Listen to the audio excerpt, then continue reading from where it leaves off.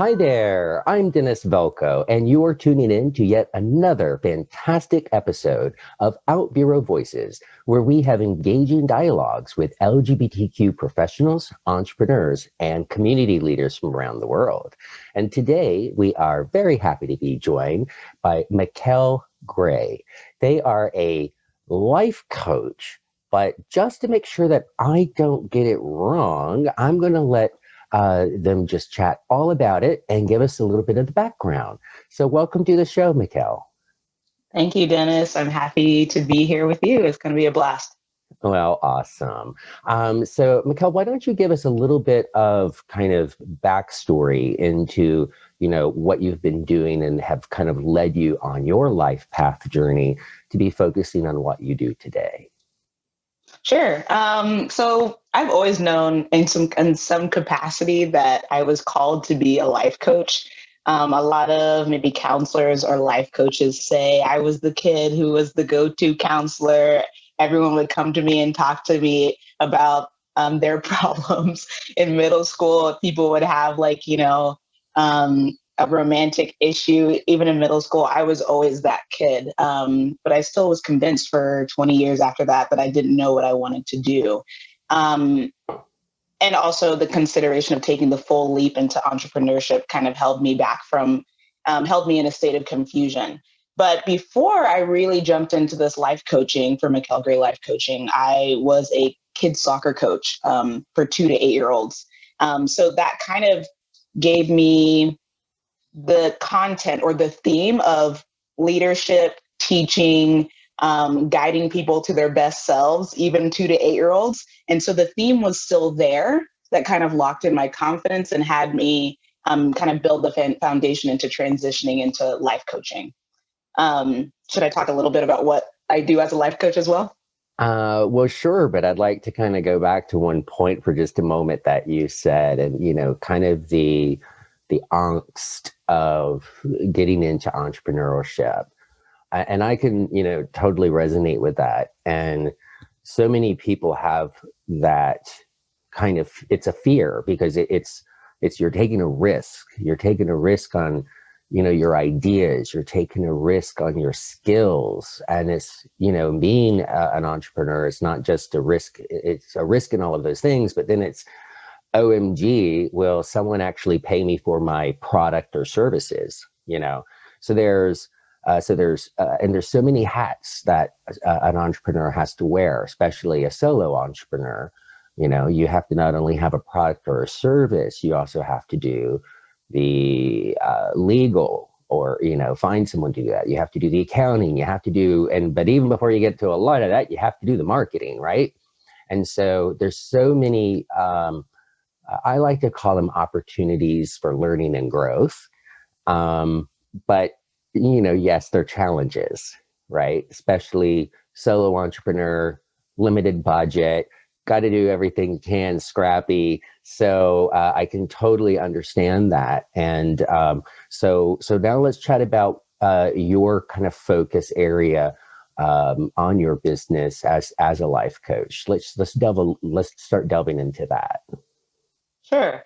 I think the word that people super resonate with is just mindset, right? What you think about, you bring about is kind of a common law of attraction-esque phrase. I like to tell people that I go even deeper. So it's one thing to say, think positive, think positive, think positive. But I like to bring people to the negative thoughts, right? You need to go to the darkness and bring it to the light. I want to support people in talking about the negative beliefs that they have, where they come from, why they're there, how they actually are protecting you. You may be beating yourself up for these thoughts, but when we work together, you'll actually see, oh my gosh, there's a part of my brain that's actually believing that because they believe that's the safest mode of thought for me right now. And why? And then you juxtapose that with the affirming ultimate truth that's there, and what part of you resists actually owning that. It's one thing to say something positive. It's another thing to embody it, to actually have it a part of your identity. And so a lot of life coaches will say, I support people I'm that person that kind of cuts those egoic thoughts at the neck time and time again. So you can actually feel the experience of that person who actually believes those positive things that you're saying. Well, I would love to kind of expound upon that or echo it just a bit. Pardon me. Because when you don't deal with those negative, well ingrained, programmed over time, recalled and replayed and replayed and replayed and replayed over time, that becomes comfortable because it's what you allow and it's what you have repeated for so long, whether that be for a couple of years or the vast majority of your life. And what people don't necessarily know or understand is that, as I shared with you, I love to learn something every day. And just yesterday, one of the videos that I was watching on YouTube was talking about how your brain is literally wired for the negativity, for the flight or fight, because the example was, if you're walking in the woods and you see a dark figure, your brain immediately goes, huh, because just in case it's something spooky, your brain is actually, even before you reacted, going to that negative, that negative thought for safety, for survival. And then if you do find out, oh, it's just a big rock, well, whew, you're safe. You can calm down now. But if it was a leopard, and you just, nonchalantly went around your day, you could have just gotten eaten. So and then there's also the deep programming that your brain does. It actually, when you bring, and they were saying how in that educational video, how there's actually like 3 portions of your brain that, when shown a neutral, a positive, or a negative image, the negative image like fires off 3 times as much neural activity than the positive or neutral thought. So there's much stronger. And also, folks, when you constantly re-engage synapses of reinforcing that thought, that constantly going over some conversation or something that happened to you, or something your mother or father said or did or didn't do, and you're constantly replaying that in your brain, you're actually continuing to keep those neuro pathways intact. Because if you let go of it over time, that's going to release and going to diminish over time. But if you're constantly thinking about it, constantly reliving it, boof, it's right there. So that's what I really liked about in our initial conversation, that you do focus on those, because, even just going to a psychologist or group therapy or just group or whatever, they also talk about how you have to confront those things. You have to deal with those things in order to move ahead. So I hope that brings a little bit of clarity for folks as to why this is so important. Your brain is literally wired to be negative, and you're strengthening those negative reinforcement bonds every time you bring it up. So work with someone like Michel and help get rid of that with some good coaching. So let's delve a little bit further into your practice. Sure, for sure. And so thank you for that, Dennis, the scientific background. Now, I will say, in my experience, sometimes when we dive deeper into the personal development realm, there's kind of this turn a little bit where we use the personal development work to be another to-do list or another thing to kind of beat ourselves up over the head with. You don't actually have to go to the recesses of your mind and remember every horrible thing.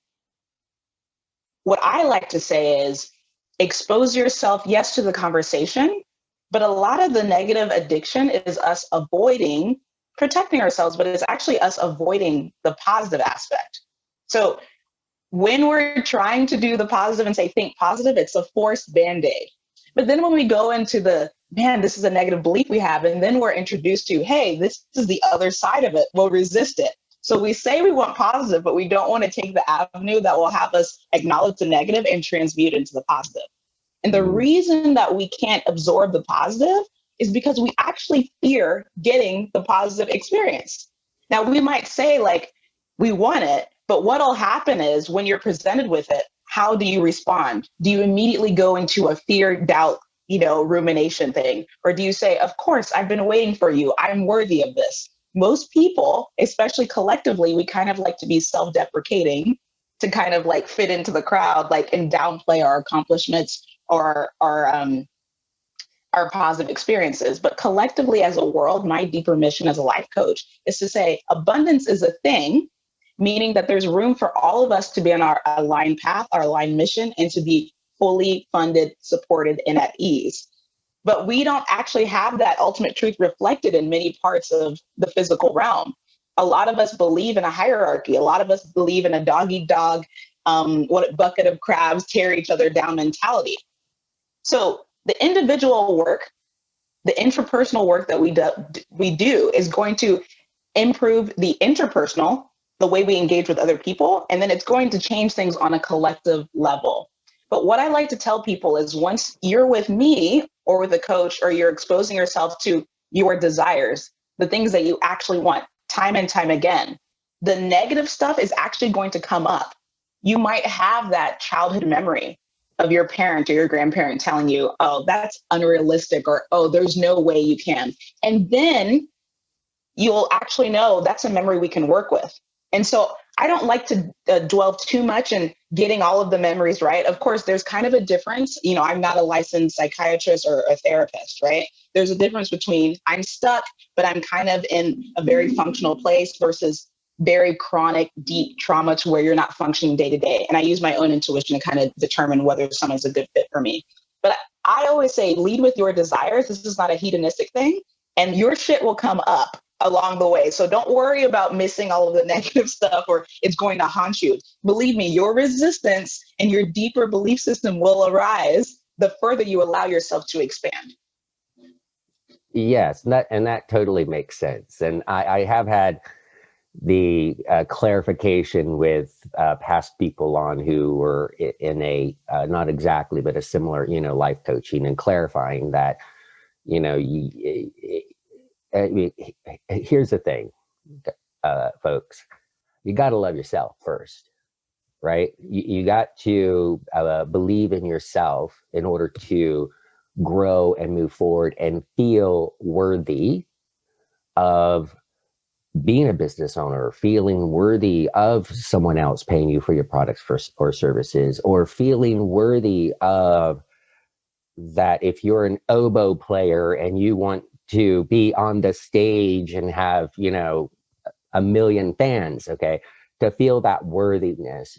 So I'll just say sometimes, often, you need to focus on yourself a little bit first, and align yourself to the point where you're loving yourself, not to sound all ookie dookie, but, whether that's through group therapy, whether that's through one-on-one therapy, whether that's just through a coach like Michel, who is not a trained psychologist or therapist, but has the capacity to guide you through some of the steps, and with the understanding that they have the ability to go, you know what, I'm going to still, work with you here, but maybe you should see a professional mental health counselor or someone else to help you in that portion of your life, so that the work over here that we're doing can be the most effective. Does that sound correct to you? Sure. Now I have to say, I don't think I've ever suggested that to a client. I've had one client that at the end of our time together has self-selected that they actually felt it increased their self-esteem and worthiness to a place where they actually wanted to go into their past and uncover some stuff. So it actually was the opposite. Oh, okay. Well, Everything great. okay? Yeah, great. Yeah, yeah. I had a point, but I lost it. You go. No worries. Well, I have certainly told a few people that they've needed psychological help. And no shame either way. There's a lot of people No, who do both, I right? say that in jest, but after a divorce of 17 years, I took some time, and I found a veterans group because I am a U.S. Army veteran. I found a veterans group dealing with a lot of issues, but in around PTSD, and we'll just say, several areas of my life have been very challenging, and I found that very helpful. And then one of the group leaders, it was through the VA, and one of the group leaders I really connected with. She was a licensed therapist at the VA, and I asked her, there's just some things, I'm gay, and this wasn't a gay only group, although they were very open and very welcoming and inclusive. But I didn't want to necessarily talk about everything, right? In that group. So we did, I don't know, about 18 or so sessions over about 6 months, one on one, just me and her, and then still kind of maintained that group for almost a year. Yeah, it was a year. And so there is no shame in saying, what, there's some things I want to explore. And sometimes in a group setting, or not just in a nagging session, not just like bitching out with your friends, but in a where it's guided by someone who's a therapist. And there is absolutely no shame in that. And you know what? It actually takes strength and courage in most arenas to say, you know what, I am one person, and I want to go to someone who is completely not part of my life, completely objective, and can just offer me ideas on ways in which to think about things and frame things and so forth. So anywho, so just, it's not Mental Health Awareness Week or Mental Health Awareness Month, but I brought that up in several conversations in the past, because I just think it's so good for people to hear that. Totally agreed. I'm back. I just wanted to Okay. make sure construction didn't talk over you. No worries. So, obviously we don't know names or something, but has there been any perhaps some examples of what you have done, or walk us through, kind of what you do with some progress, success? Sure. I talk a lot about desire. So we've talked about that, right? And so a lot of people say, I don't know what I want. I don't know what I want to do. I don't know what I want to do. Now, what I found is that a lot of people say that, but number one, they may not actually know what they want to do. And maybe it is a time of discovery. And it's my job to just support them in what that actually looks like. Right. But sometimes number two, I think I already alluded to this somewhat, which is like, I do know what I want to do, but I'm really afraid of what will happen when I just admit that to myself. I may have to completely do away with the life as I know it now and completely restructure things, right? Maybe I have a fear of attention. I have a fear of what other people's opinions are going to be. And so these are things that would come up. We would go kind of into the past and figure out, like, where did you learn that to be fully expressed? Where did you learn that this industry that you want to get into somehow is, I don't know, associated with less than or something like that? So a lot of my clients, they come out of our journey together, not just with confidence, but clarity on who they are and what they want. And I use a lot of different modalities. I use Myers-Briggs, I use Enneagram, I'll sometimes use human design. I'll use my intuition with each person to see what modality will work for them. But the whole point is it's all about them. And for many of my clients, for the first time, they have never actually been all about them because they've operated from a survival stance of being concerned with what other people think about them or being afraid. There's a fear of abandonment and like a shame driving almost every one of their actions. And then there's a very real fear, of survival, like money concerns and things like that. But they know deep down, they come to me because they want purpose. And so that's what I support people in, not just the worthiness aspect, but also the purpose. Now, the truth is, I just want to say this. If I were to say one thing on this podcast, it would be like, you're already loved. You're already worthy as you are right now. And so everything that I do and I talk about is going back to that. You'll find once you get into this space of loving yourself, even before, you're just like, oh, I don't have to do anything actually to earn love or to earn attention or to earn worthiness. And everything that I've been doing and thinking has subconsciously been an attempt to earn that love or to prove I'm lovable or worthy. And once you stop operating from a place of having to prove, explain, justify, there's true peace and freedom there. And so that's another thing a lot of my clients will say. They'll say, I had peace. This is not a tangible thing. It's not 5Xing your income, right? But to go home and to go to bed at night knowing that you're safe, loved, and supported, right? That you're going to be divinely led in anything that you do. It's an intangible that a lot of people intuitively know they're going to get through me and my support, but it's not something that you can describe unless you experience it. Once all of the performative BS is removed and you're just like, oh, this is the piece that I've been trying to do all of these things to acquire, but I actually had to kind of remove all of these expectations and methods that I thought I had to do.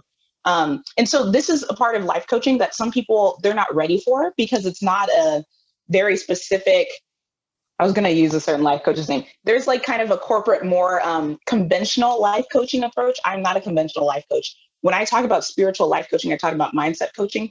I'm talking about a lot of people think it's just the goal setting. It's not that. It's about the energy and the feeling that you have behind all of that.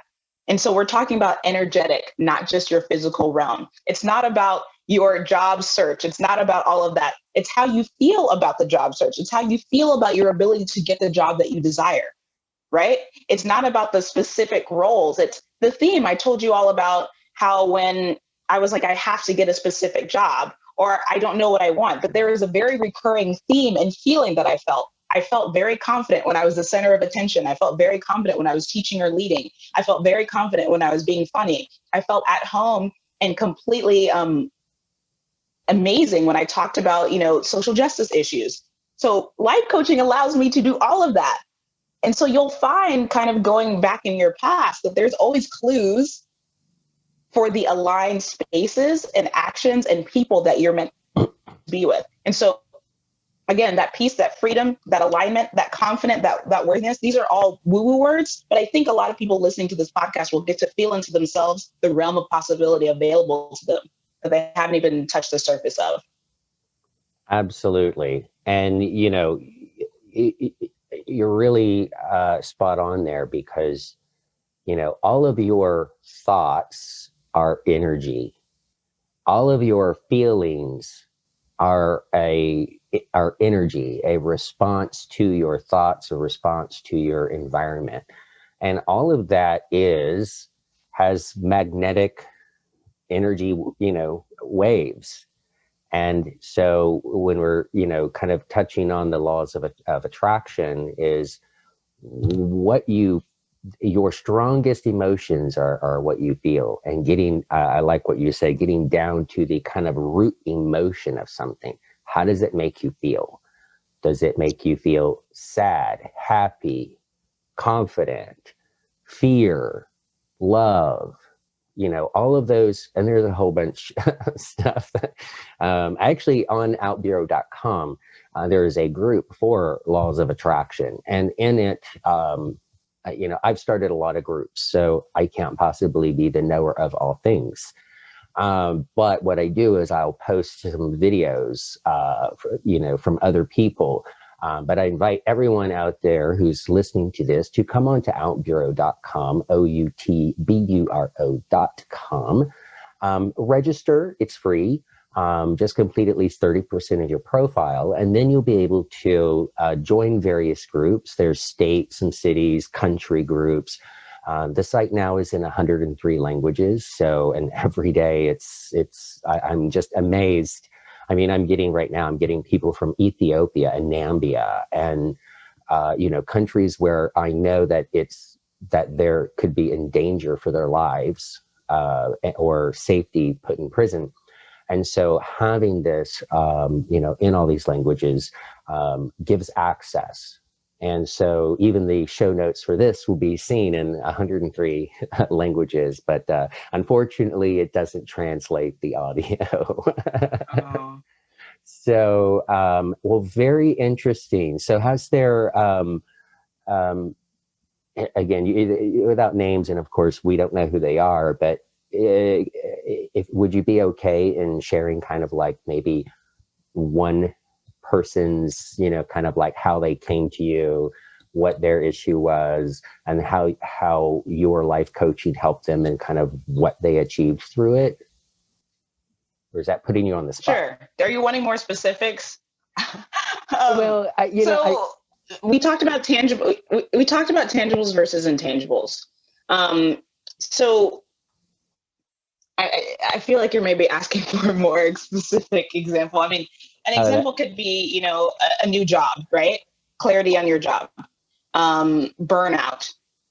Why do you burn out? We talk about boundaries. So a person will start with me, maybe not have a job, will find job. A person will start with me, but then when they get that job, because it's aligned, other areas of their life within relationship, health, mental and physical, will start to be glaringly, inconsistent. And so they'll be moved to change that. And so all areas of their life change. Relationship is a big one. There's something about the pandemic for some reason. I myself am, I don't know, a quarter of a year into post-breakup single life, right? But a lot of my clients are going through relational transitions. And so what that is I think I have one client who is finding themselves within their marriage, codependency and things like that. And how do we restructure that? When I feel like, oh my gosh, I don't need to, cling to this person or be overly focused on their needs. And so that person is having to kind of get a little bit clearer and feels more agency within their marriage. And yeah, other people, like there's breakups, there's new relationships. That's probably the biggest thing now. There's something about the pandemic, I'm sure you all have heard, where in certain countries, people are just divorcing all over the place. But a lot of people are just, not just life is short, but I think people have just really can't look away from things that they've maybe used going out and hanging out with friends or being away from their spouses. They can't avoid that stuff anymore. And so things got to a breaking point. And so I've supported a lot of people in where transitioning out of the relationship, restructuring the relationship, starting another relationship and ending a relationship. That's probably the biggest thing right now. Okay. All righty. Well, this has been a very insightful conversation. Is there anything you'd like to add before we sign off today? Sure. I can't remember if I said this already, but I'll just say it again because I think it bears repeating. When we talk about belief, right? In order for you to receive something into your life, create something in your life, you have to believe that you're worthy of receiving it. So let's say that, I don't know, you're dating and you meet someone and it's like really good and you're dating for a while and then it doesn't work out.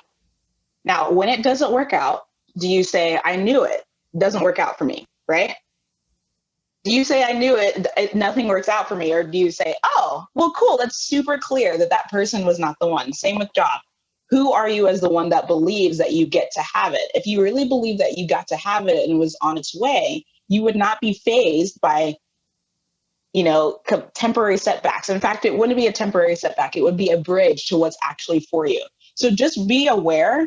For the people listening to that, just be aware of how you respond when things don't work out. Are they not working out, or is it just more clarity for what's actually for you that's on its way?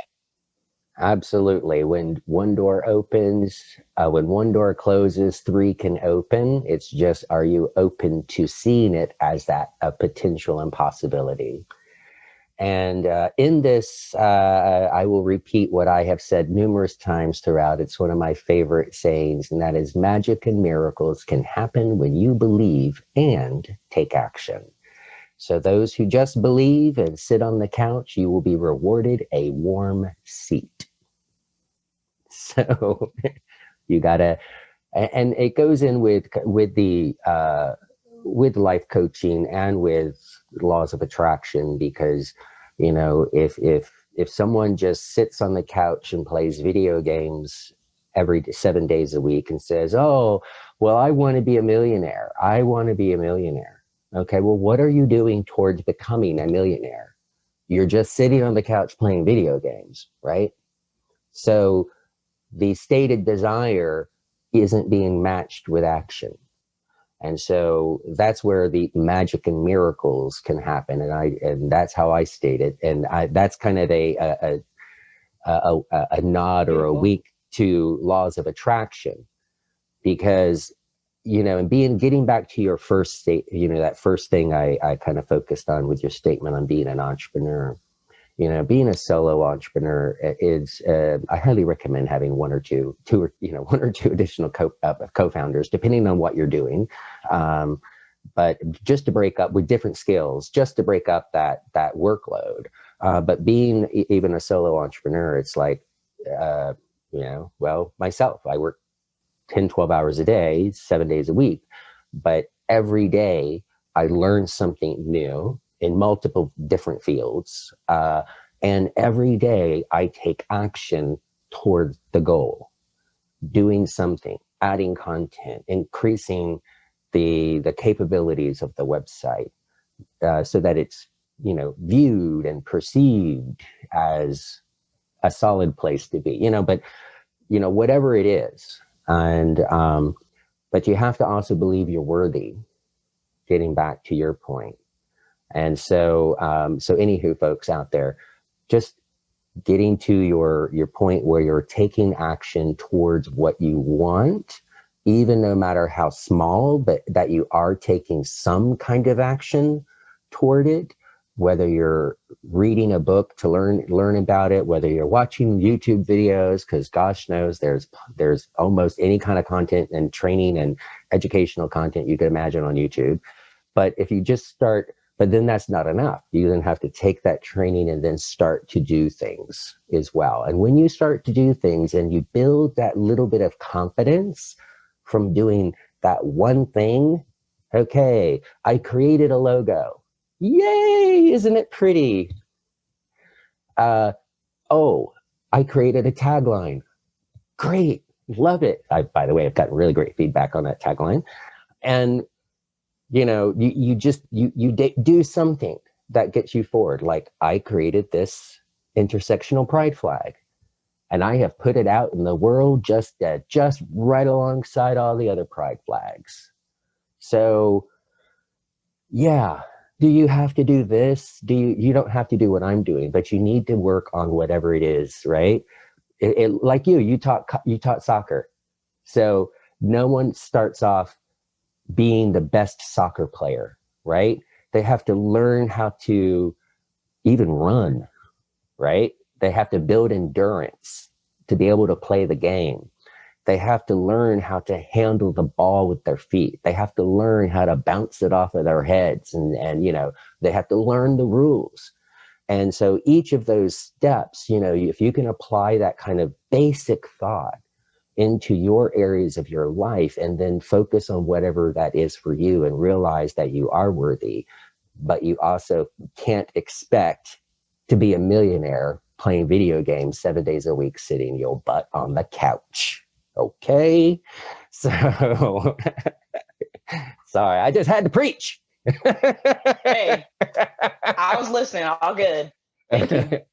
Oh, well, awesome. Well, I so much appreciated this conversation. Thank you for having me. This was awesome. All righty. Well, thank you, everyone, for staying tuned to this episode of OutBüro Voices.